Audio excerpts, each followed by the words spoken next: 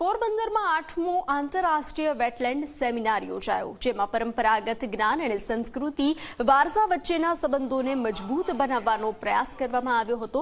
સાથે જ પ્રકૃતિથી પ્રેરણા અંગેની ડોક્યુમેન્ટરી ફિલ્મનું મંત્રી અર્જુન મોઢવાડિયાના હસ્તે લોકાર્પણ કરવામાં આવ્યું. સાથે જ મોકરસાગર વેટલેન્ડ રામસર સાઇટ તરીકે માન્યતા મળે તે માટે પ્રક્રિયા ગતિમાં છે. સંવર્ધન અને ઇકો ટુરિઝમને વૈશ્વિક ફલક પર નવું બળ મળશે.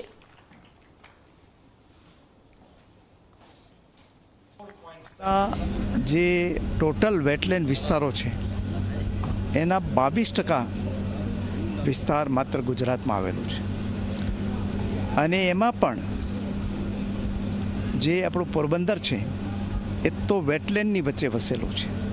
અહીંયા 222 જેટલા વેટલેન્ડ નાના મોટા આવેલા છે, અને પોરબંદર શહેરની અંદર જ અહીંયા જે વચ્ચે કોઢાણીયા કોલેજની બાજુમાં જે પક્ષી અભયારણ્ય છે, એ ઉપરાંત ખાડીઓ છે, મેઢા ક્રીક ડેમ છે, બરડાસાગર ડેમ છે, મોકરસાગર છે, આ બધા જ વેટલેન્ડો અહીંયા આવેલા છે.